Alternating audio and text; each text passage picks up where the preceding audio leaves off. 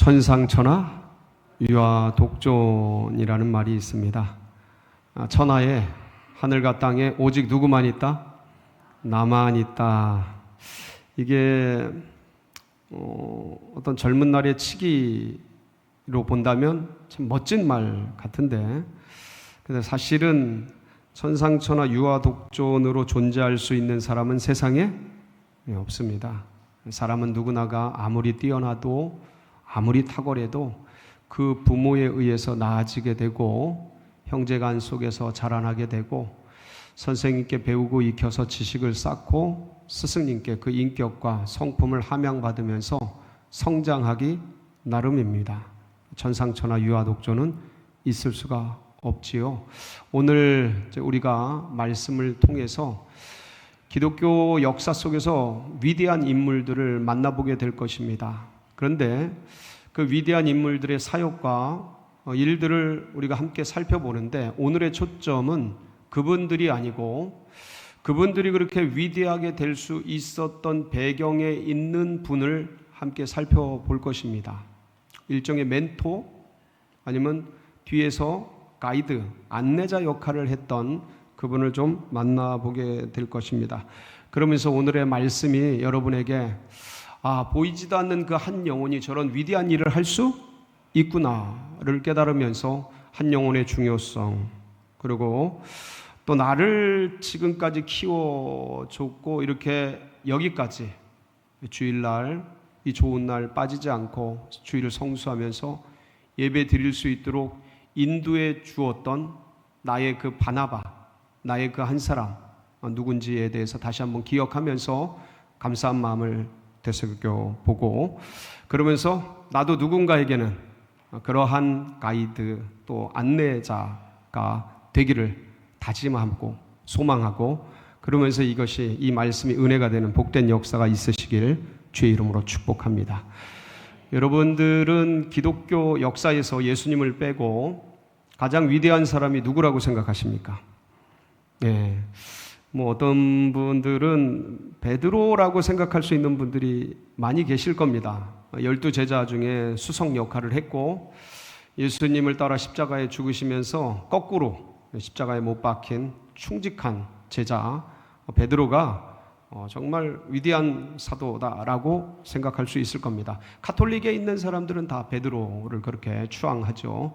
또 어떤 분들은 아니, 베드로도 베드로지만 내가 보기에는 우레의 아들, 거친 성품으로 태어났지만 나중에 사랑의 사도가 된 누구요? 사도 요한. 요한복음을 쓰고 요한 1, 2, 3서를 쓰고 요한계시록까지 위대한 성경을 썼던 사도 요한이야말로 정말 위대한 사도, 정말 기독교의 최고의 걸출한 인물이다, 이렇게 얘기할 수도 있을 겁니다. 또 어떤 분은 아니, 그런 분들 말고 내가 보기엔 누가복음을 쓰고 그리고 기독교 역사에서 유일하게 역사서를 기록한 의사 누가야말로 누가 봐도 누가가 최고다, 이렇게 말할 수 있는 분도 계실 겁니다. 그런데 제자 훈련이면 제자 훈련, 전도면 전도, 선교면 선교, 교회 개척이면 교회 개척, 세계 선교면 세계 선교, 성경이면 성경. 우리 신약 성경이 27권이 있는데 그 중에서 절반 가까이 13권을 쓰고 누구는 14권을 썼다라고까지 말하는 분 누굽니까? 사도 바울이 예수님 이후에 최고의 기독교 인물이다 라고 말한다면 이것에 거의 대부분은 동의하실 거고 다른 이견들이 특별히 없으실 겁니다. 이렇게 위대한 바울, 그런데 이 바울을 사도 바울 되게 만들었던 배후의 인물이 있습니다. 누굽니까? 바나바. 여러분, 바울은요 처음부터 기독교인이 아니었습니다. 처음에는 오히려 기독교를 박해한 사람, 핍박한 사람이었죠. 어느 정도냐면 스데반을 죽일 때 찬성 투표를 하고 저 돌로 쳐 죽여야 된다. 그리고 죽일 뿐만 아니라 기독교인들을 나사렛 이단의 괴수들을 따르는 저 종족들은 전부 잡아 없애야 된다 해가지고 전부 감옥에 넣고 그 다음에 고문하고 핍박하는데 동원하고 사람들을 끌고 가고 막 그랬던 장본인이 사도 바울이었습니다. 그러다가 이제 외국에 있는 그리스도인들까지 잡아가려고 대제사장에게 영장을 발부받아가지고, 종교적 영장이죠.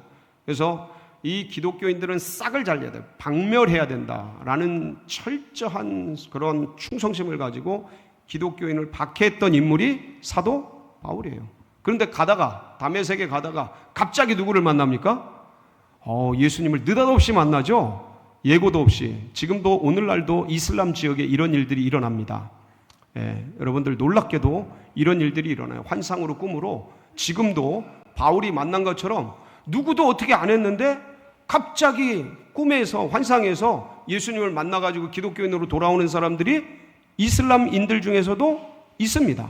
지금 그렇게 바울이 갑자기 다메섹 도상을 가는데 예수님을 만난 거예요. 그 예수님 만난 사건은 여러분이 너무도 잘 아실 겁니다. 여기서 문제가 생겨요. 이제 예수님을 만나고 3일간 막 금식하면서 고민을 합니다. 내가 핍박하던 예수인데 와, 이게 진짜 하나님의 아들이라고 막 고민을 할 때 누가 찾아와요? 아나니아라는 예수님의 제자가 찾아와서 바울에게 그동안에 있었던 일들에 대해서 자초지종을 쭉 설명을 해 줍니다. 그리고 아나니아가 바울에게 안수기도를 해줘요. 안수기도를 해줄 때 바울이 성령 충만하게 돼요. 그러면서 눈에 있었던 비늘 같은 것이 확 벗어지면서 예수가 누구시다? 하나님의 아들 그리스도시다라는 게 확 확신을 갖게 됩니다. 그러면서 그냥 바로 뛰어나가서 유대인들에게 예수, 그분이 하나님의 아들이시다, 그러면서 성경을 가지고 증거하고 복음을 증거하는 아주 성령 충만한 뛰어난 예수 그리스도의 제자가 됩니다. 여기까지는 너무 좋아요. 여기까지는 너무 훌륭한 스토리야. 뛰어난 간증이야. 아름다운 기독교의 은혜로운 이야기죠. 자, 그런데 바울이 예수님을 만나고 성령 충만한 이 사건의 시간들이 너무 갑작스러운 거예요. 너무 짧은 거예요. 그러니까 이게 너무 갑작스러워도 힘든 거예요. 어떤 일이 일어나요? 너무 갑작스럽게 예수님 만나고 성령 충만한 사건이 며칠 만에 다 이루어져요? 며칠 만에? 3일 만에 다 이루어져요. 그러니까 어떤 혼란이 생기냐면, 바울이 이제 예수님을 믿고 예수가 하나님의 아들이시라는 것을 복음 증거하면서 이제 기독교 공동체에 가서 모두 드려야 돼요. 예배도 드려야 되고 같이 친교도 하고 그래야 되지 않습니까? 그런데 기독교 공동체에서 바울이 찾아와서 같이 교제를 하려고 하는데 바울의 회심을 받아들여요? 못 받아들여요? 못 받아들이는 거예요. 왜냐하면 너무 갑작스럽게 예수 믿는 사람 죽이고 막 끌고 가고 감옥에 쳐넣고 핍박하고 막 그냥 학대하고 이러는 것에 동원됐던 당사자, 그 유대인 중에 유대인이고 바리새인 중에 바리새인이었던 가말리엘 문화에서 모세를 배우고 그랬던 이 바울이 갑자기 예수 믿는다고 하니까, 왜 그런 거 있잖아요. 신천지에 있다가 갑자기 교회 와서 나 예수 믿을게. 그러면 사람들이 어떻게 생각하겠어요? 저것이 우리 교회에 몰래 잠입해서 성도들을 끌어가고 교회를 산 옮기기, 통째로 신천지로 끌고 가려고 하는 거 아니야. 그래서 이 의심의 눈초리로 쳐다보겠죠. 초대교회가 너무도 갑작스러운 바울의 변화로 인해서 그러한 상황 가운데 처해지게 됐던 거예요. 그 모습이 사도행전 9장 26절에 이렇게 기록이 돼 있어요. 한번 보실까요? 시작. 사울이 예루살렘에 가서 제자들을 사귀고자 하나 다 두려워하여 그가 제자됨을 믿지, 그가 제자됨을 믿지, 믿어요? 못 믿어요? 안 믿어. 사귀려고 하는데 사귀어줘요? 안 사귀어줘요? 이 셀에 들어가고 팀에 들어가고 어떤 부서에 들어가서 남전도에 여전도에 들어가서 아니 오늘 보니까 그냥 차량 그냥 안내하고 이러느라고 예배 안내하고 이러느라고 방송실에서 어디서 각 부서에서 너무 주님의 예배를 위해서 봉사하고 헌신하고 각 기관에 들어가서 이렇게 해야 되는데 받아줘요 안 받아줘요? 두려워하는 거예요. 불안해하는 거야. 저 사람의 회심이 진짜일까 가짜일까 서로 수구수구수구 저거 가짜일 거야, 저거 변심일 거야, 저거 속이는 걸 거야, 저러다가 우리를 통째로 잡아가려고 그러는 걸 거야. 오히려 불안해하고 두려워하고 믿지를 못했어요. 자, 여러분, 여기서 대부분의 새가족들은 오늘 2부에서도 4명이 새가족이 오셨는데 이 새가족들이 들어왔을 때 교회 공동체나 어떤 공동체에 진입 장벽이 있어요. 근데 이게 너무 세다고 느끼면 날 받아주지 않는구나를 느끼면 어떻게 됩니까? 떨어져 나가요. 떨어져 나가. 근데 지금 이 바울은 원래 신앙이 있는 사람이 아니야. 완전히 생짜배기야. 근데 그 사람이 왔는데 교회 공동체가, 셀 공동체가, 팀들이 받아주질 않으니까 자칫 잘못했으면 이 바울은 이렇게 살다가 그냥 사라질 뻔했어요. 근데 이때 누가 나타나요? 바나바가 나타납니다. 바나바가 나타나서 이 바울의 이야기를 다 들어요. 다 듣고 그리고 그가 했던 일들에 대해서 다 알게 됩니다. 어떻게 하나님을 만났고 그리고 어떻게 성령 충만해졌고 그러면서 이 바나바가 바울을 데리고 다니면서 사도들에게 한 사람 직접 데리고 다니면서 소개를 해줍니다. 바울이 어떻게 주님을 예수님을 만났고 인격적으로 고백을 했고 그리고 이 바울이 유대 공동체 유대인들에게 어떻게 예수님이 하나님의 아들이신지를 고백하고 아니 아무리 가짜로 꾸며도 유대인들에게 예수 그리스도를 전하는 거는 못하잖아요. 근데 그 복음을 어떻게 전했는지를 제자들에게 사도들에게 알려주면서 성도들을 찾아다니면서 막 이 바나바가 초기의 교회에 정착될 수 있도록 안내를 해줍니다. 그 기록이 사도행전 9장 27절 28절에 이렇게 기록이 되어 있는데 한번 보실까요? 시작.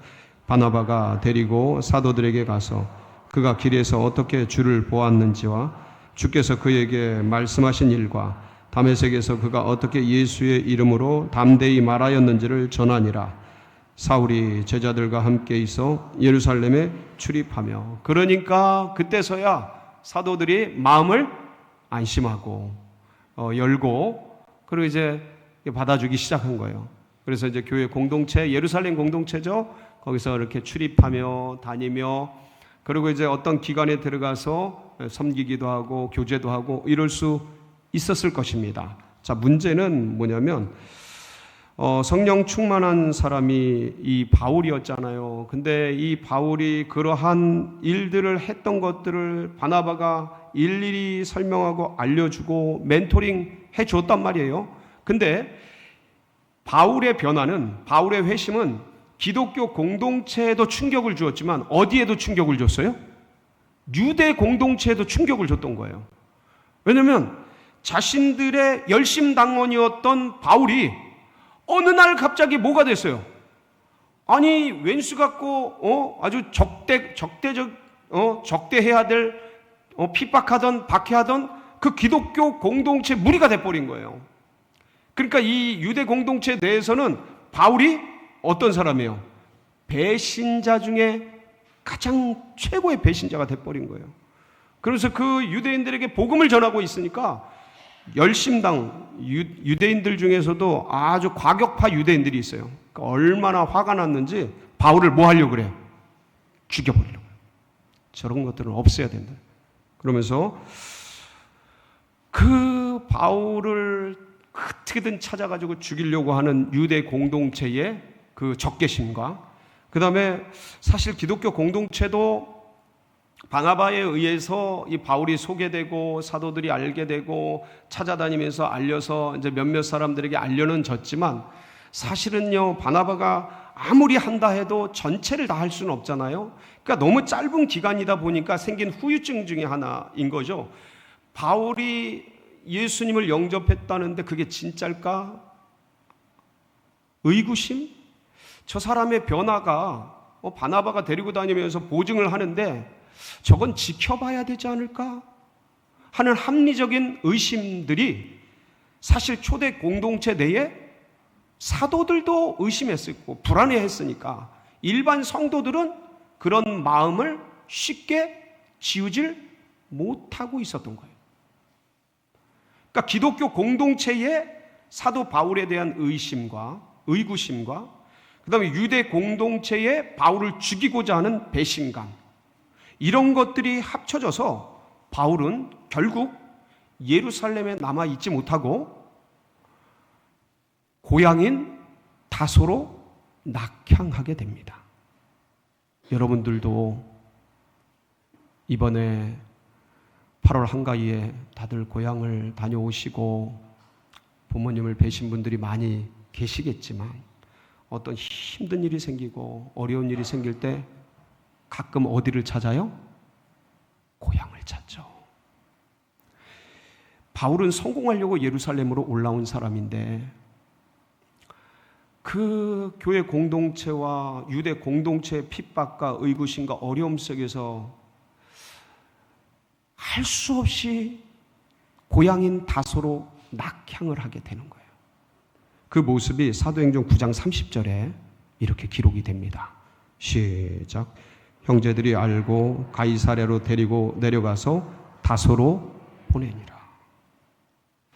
다소로 내려간 바울, 여기서 무엇을 했을까요?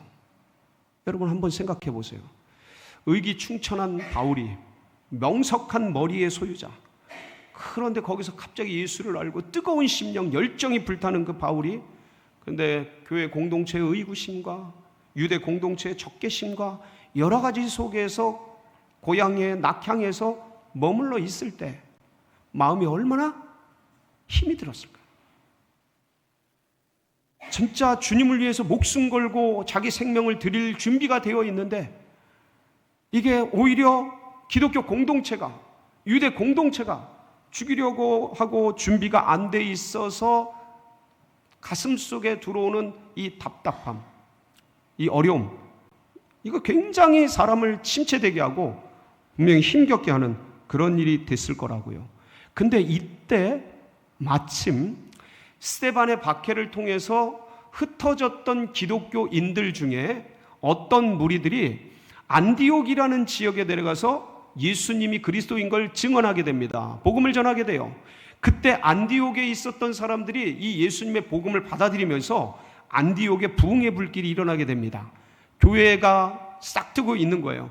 그래서 예루살렘에서 사도들이 누구를 그 안디옥의 지도자로 보내냐면 바로 바나바를 그 안디옥의 교회 지도자로 보내게 됩니다. 그래서 바나바가 내려가서 그래서 열심히, 이게 성령과 믿음이 충만한 사람이거든요. 바나바가 열심히 목회를 하고 가르치고 성경 교사를 역할을 하고 하면서 사람들이 쫙 몰려오기 시작해요.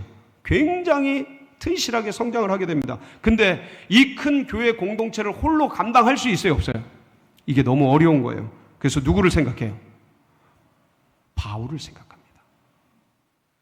바울이 다소에 있는 걸 생각하고, 바나바는 바울이 얼마나 출중한 인물인가를 너무나 잘 알고 있었어요. 그의 성경 능력과 그의 인품과 그의 열정과 이런 것들을 잘 알고 있었죠. 그래서 다소로 찾아가서 바울을 설득했습니다. 권면했습니다. 뭐 하자고요? 같이 안디옥 교회를 섬기자. 그래서 하나님께서 너를 이렇게 갑작스럽게 예수님께서 만나주신 이유가 이 교회를 섬기고 하나님 나라를 부흥케 하라는 그런 사명이 아니겠느냐. 같이 우리 이 일에, 목회 일에 한번 해보자 하고 아마 바나바가 바울을 권면하고 설득을 했을 거예요.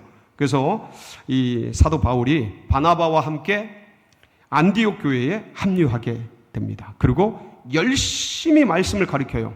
그랬더니 그 안디옥 교회에 대부흥이 일어나기 시작했습니다. 번성하기 시작했어요. 그 말씀이 24절, 26절 말씀이거든요. 한번 보실까요? 오늘 본문 말씀인데 시작.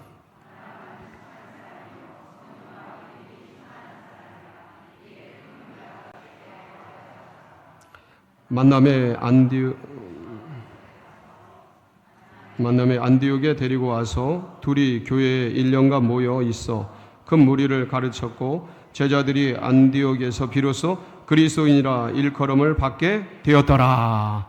이러면서 그 안디옥에 대부흥이 일어나면서 안디옥에 있는 사람들이 바울과 바나바의 성경 말씀과 훈육과 교육을 받고 외부의 사람들에 의해서 그리스도인이라는 칭호를 받게 돼요. 최초로.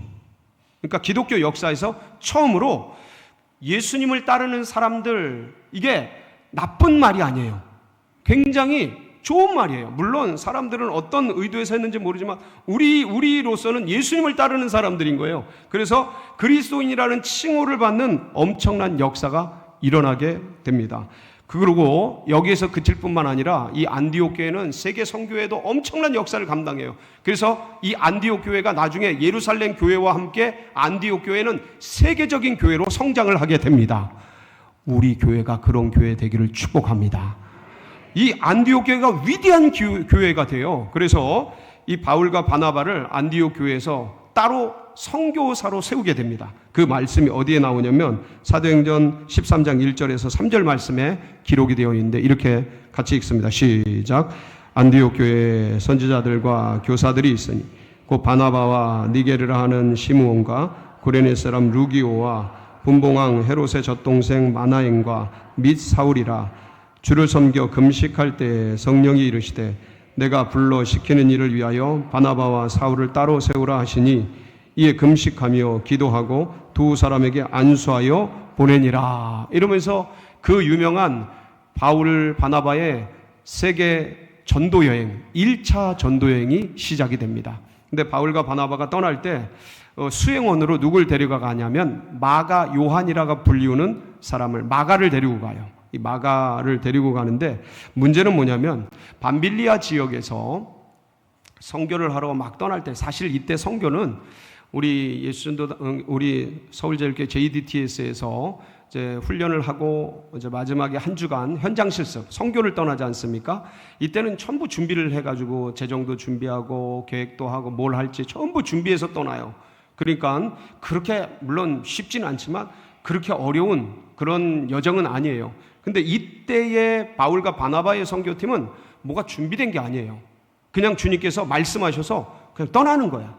그러니까 떠나는데 그 먼 곳을 그 2000년 전에 그게 어딘지도 모르고 그냥 간 거예요. 성령이 이끄시는 대로 간 거죠. 근데 이제 밤빌리아 지역에서 같이 수행하던 이 마가가 너무 힘든 거예요. 너무 어려운 거야. 그래서 마가가 더 이상 못하겠는지 밤빌리아 지역에서 그냥 집으로 돌아갑니다. 집으로 돌아간지 어디로 돌아간지 기록은 없어요. 근데 돌아가게 돼요. 이때 이 모든 열심을 다해서 선교하고 있는데 누군가 선교하는 도중에 떠나면 그 팀이 어때요? 힘을 받아요? 아니면 좀 사기가 떨어져요? 당연히 사기가 떨어지죠. 같이 일하던 사람이, 그것도 젊은 피가 쑥 하고 빠져나가니까 힘들었어요.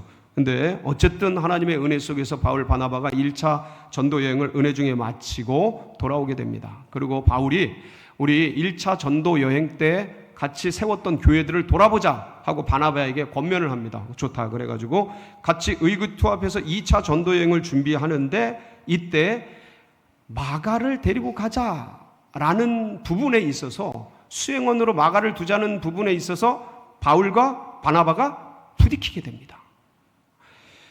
아니 우리가 선교할 때 밤빌리아에서 우리를 두고 떠난 그 사람을 데리고 가는 것은 합당치 않다. 사실 이때까지 바울은요, 그 바리새인 중에 바리새인으로서 유대 율법주의에 철두철미한 그런 원칙주의자였던 거예요. 원리주의자였던 거죠. 그래서 그때 문제가 있었던 사람을 지금 또 쓸 수 없다라는 입장이었습니다.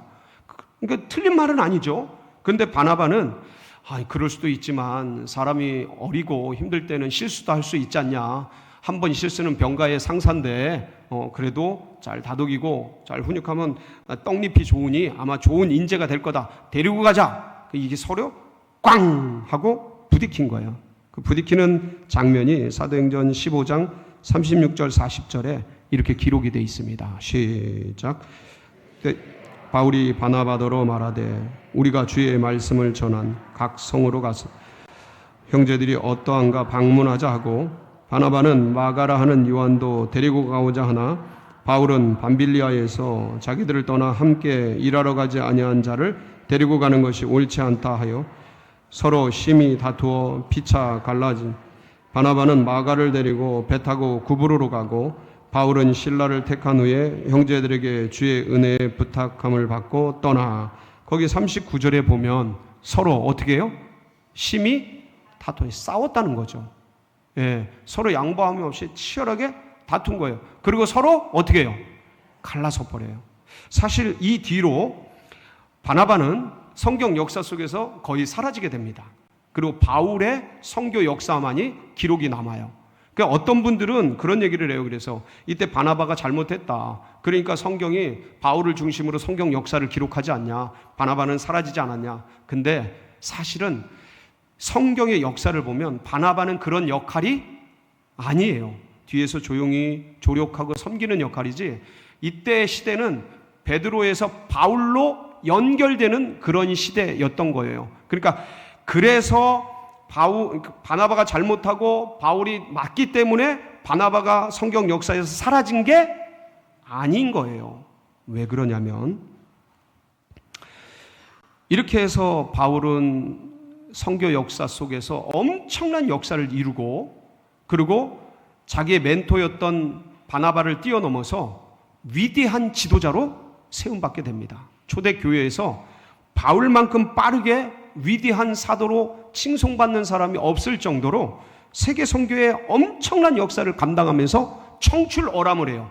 바나바를 넘어서 자기 멘토를 넘어서 위대한 사도로 자리매김하게 됩니다. 그런데 이러한 위대한 사도의 눈에 이렇게 어떤 제외가 되고 그리고 이렇게 해서 낙인이 찍혔던 마가, 사실 성장하기가 굉장히 어렵거든요. 이렇게 되면. 근데 이 마가를 바나바가 끌고서 인도하고 자라고 그러면서 섬겨가면서 잘 훈육을 합니다. 세월이 흘러요. 이 마가는 믿음 안에서 잘 자라고 바나바가 하는 행동들을 잘 눈여겨보면서 어린 그런 기운들을 다 벗어버리고 훌륭한 인격자로 성경 안에서 믿음의 성숙한 자로 자라나게 되었습니다. 나중에 바울이 어떻게 말을 하냐면, 바울이요 마지막에 순교를 할 때 쓴 성경이 디모데후서입니다. 바울의 유언서고 유작이라고 할 수 있어요. 디모데후서 4장 11절에 이렇게 기록을 남기고 있어요. 한번 보실까요? 시작. 누가만 나와 함께 있느니라. 네가 올 때 마가를 데리고 오라. 그가 나의 일에 유익하니라. 네가 올 때 누굴 데리고 와라? 마가를 데리고 와라. 그가 나의 일에 유익하니라.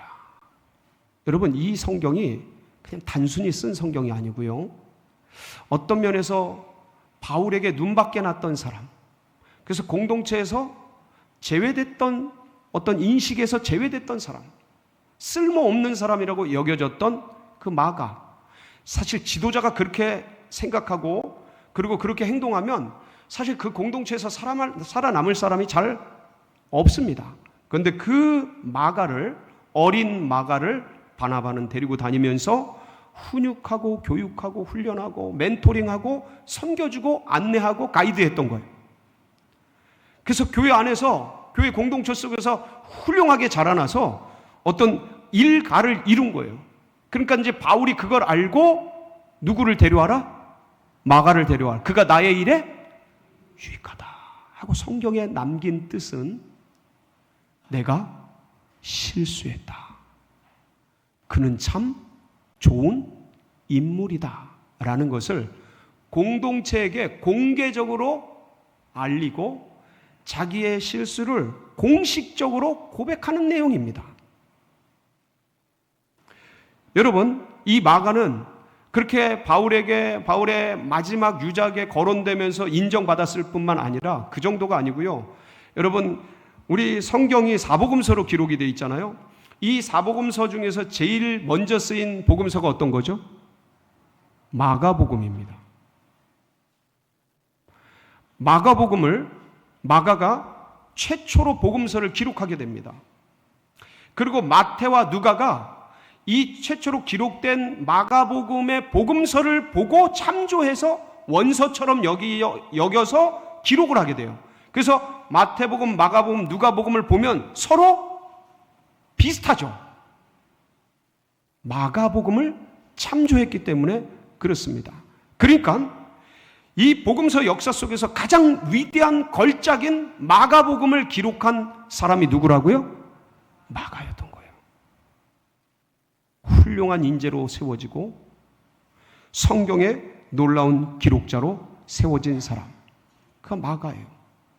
사실은 뛰어난 리더에 의해서 눈밖에 나서 어떤 면에서는 그냥 그렇게 있다가 사라질 사람이었던 것이죠. 낙인 찍힐 수 있거든요. 저 사람 선교여행 중에 바울과 바나바 떠난 사람. 그러면 사람이 잘하지를 못하거든요. 근데 그럴 수 있었던 마가를 데리고 교육하고 훈련하고 멘토링하고 섬기면서 키워낸 사람, 그가 누구예요? 바나바였던 거예요. 바나바는요, 빛나는 별은 아니에요. 불세출의 위대한 인재는 아니에요. 조용히 보이지 않게 성경 역사 속에서 사라지면서 그러나 끝까지 사람을 세우고 섬겨서 바울을 위대한 사도로 만들어주고, 그리고 마가를 엄청난 성경의 대기록자로 세워주는 그런 일들을 했던 것이죠. 어떤 면에서 교회 공동체에서 적응도 못하고 사라질 뻔한, 고향의 낙향에서 그냥 예수님 만났다라는 추억 하나 가지고, 간증 하나 가지고 그렇게 살다 이름도 없이 빛도 없이 사라질 만했던 그 바울을, 그 실력과 능력을 알고 자기보다 앞세워서 세워주고, 그리고 그러한 바울에 의해서 눈밖에 나서 어쩌지 못하고 그렇게 있다가 사라질 뻔한 마가를 데리고 끝까지 세워서 위대한 성경의 기록자가 되게 인도했던 그 사람, 그게 누구예요? 바나바예요. 여기 계신 분들 중에 어떤 분들은 이 바나바를 처음 듣는 분도 계실 거예요. 잘 알지도 못하는 분이 계실 겁니다.